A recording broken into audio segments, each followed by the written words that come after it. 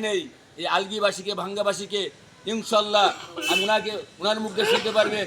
আল্লাহ যদি সয় থেকে আমার কোনো কিছু লাগবে না, কোনো কিছু কোনোদিন যাবো না, মনে করেন কোনো কিছুর প্রয়োজন নাই।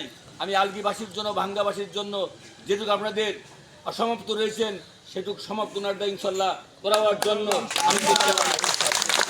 ভাই বন্ধুরা আমার, আপনি অনেক কষ্ট করেছেন, অনেক কথা বলেছেন।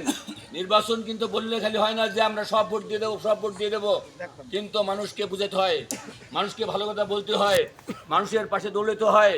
এই আকরাম একটু আগে বলেছেন, উনি যখন দ্বিতীয় নির্বাচন আমার করে তখন উনি বলতো যে ভাই নির্বাচন জীবন ভরে করেছি, কিন্তু এমন একটা লোকের নির্বাচনে এসেছি যে কাউ একটা গালি দেয় না, কাউ একটা খারাপ কথা বলে না, সেইটা কাউসার বিয়া। তারপর ওনার সাথে কিন্তু অনেক দিন ঝামেলা চলেছে, কিন্তু মহব্বত কিন্তু নষ্ট হয় নাই।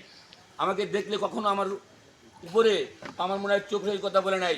তাই আমি সবাইকে আপনাদের অনুরোধ করে বলতে চাই, ওনায় বিনয় করে বলতে চাই, আপনারা আজ থেকে আমাদের মুরব্বী আমার চাচা পিবি সাহেব এসেছেন, ফরিদপুর থেকে অনেক কষ্ট করে এসেছেন।